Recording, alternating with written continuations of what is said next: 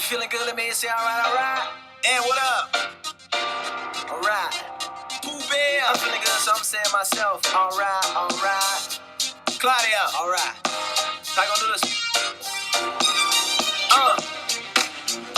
This one goes out to the baby girls in a rush growing up in this crazy world. Yeah, your brother on the run. What's going on, guys? It's your boy Clervil. Changing lives. If a life's not being changed, if I'm not inspiring somebody, then I'm not doing my job. Now, the topic today that I want to talk to you guys about is conquering worry and fear. The number one killer in dreams and all hopes is fear. My definition of fear is false evidence appearing real. And when you fear a lot, you tend to worry. Now, I ran across this definition of worry, which basically says that worry is fear painting pictures in your mind. And most of the time, those pictures are false. How many times have you worried about something night and day, changes your whole physiology, and you don't feel right, your head hurts, your stomach turns, you're nervous, and most of the time, the thing you worried about didn't even happen. See, at the end of the day, you have to feed your faith to starve your doubts.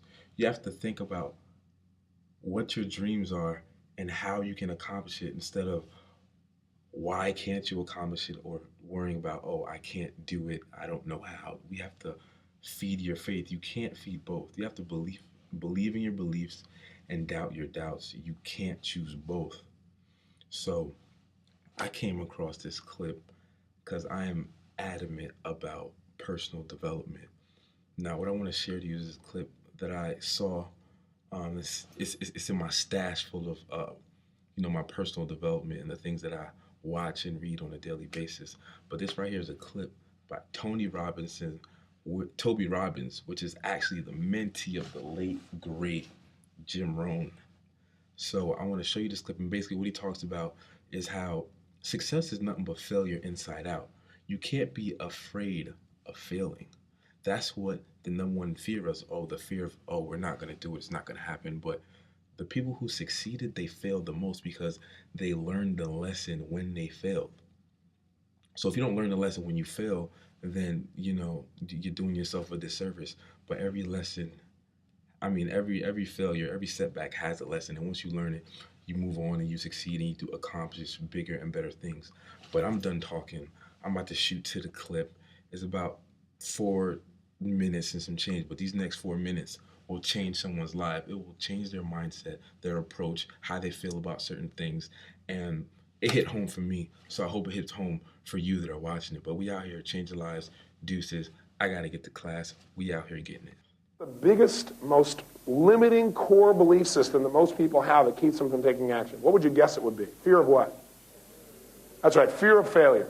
Fear of failure is clearly the number one killer of dreams and realities for people. What it is, they use this to stop them from even taking the action that could make it into a reality. So you've got to be able to break through that. Any person that I've interviewed, any person that I've modeled, who's achieved large levels of personal success, the one thing they all seem to share in common is they don't have a fear of failure. For them, it doesn't even exist. See, people who succeed understand that the bottom line is, most of the time in life when I try something, it may not work out, especially if it's brand new, especially if I haven't done it before. But they don't look at it as failure. They look at it as a learning experience. See, their whole attitude and approach to life is, I'm not afraid to try something, because the only way I'm going to ever succeed is by trying things. If you don't want to know the key to success in life, it's this: massive failure. That's the key to success. Oh boy, you go, I'm really glad I came to this seminar. Boy, this is really pumping me up with enthusiasm. But it's true. Anyone you meet who's succeeded on a major scale, the only reason is because they've failed more times than you have. But for them, they didn't make it feel like failure. They didn't gunny sack all this emotion. Oh, God, I failed this and I failed that. And, oh, God, why don't I ever succeed? They don't do that. The most successful people evaluate success and failure differently. For them, there is no failure. Or if there is, the only way they could fail is if they didn't learn something.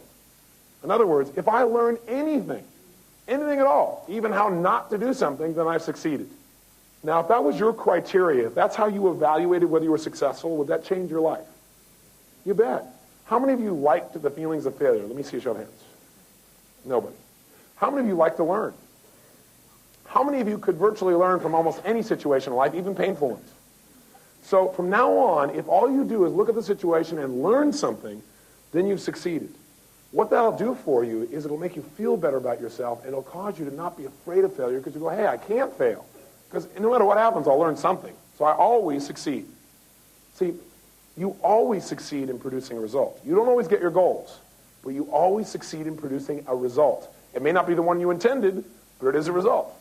What I would say to someone that I wanted to get them to take some action would be to take a moment to themselves and just really, with no fear of success, no fear of failure, just go inside and say, what do I really want?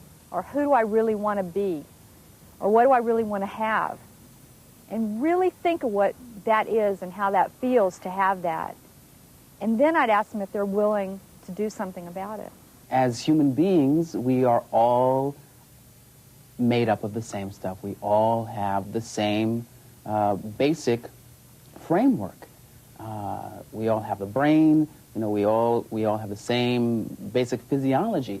And so, his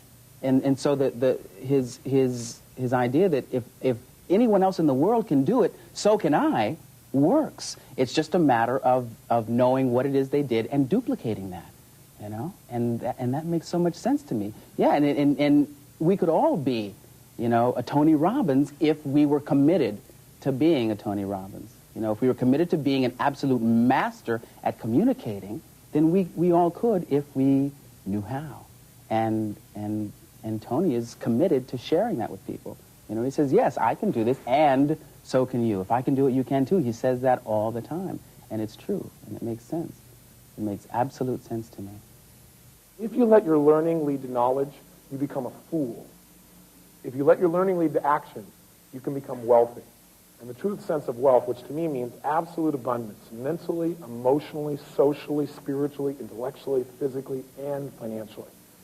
See, that's what happens when you follow through. That's the only difference between having what you want and not, is taking action, and when it doesn't work, to learn from it, learn from that, and take a better action next time. Learn from that, take a better action. If you'll go until, you will succeed. If you learn to walk, then you have evidence. You can succeed at anything, even things that seemed impossible at one time. See, how many of you can think of things that right now in your life that really once were nothing but goals? How many of you can think of something in your life that once was like a major goal, and that's just part of your life, you almost take it for granted? Interesting. See, you know how to manifest. You just got to be able to do it more often. That's all. Just a little more often.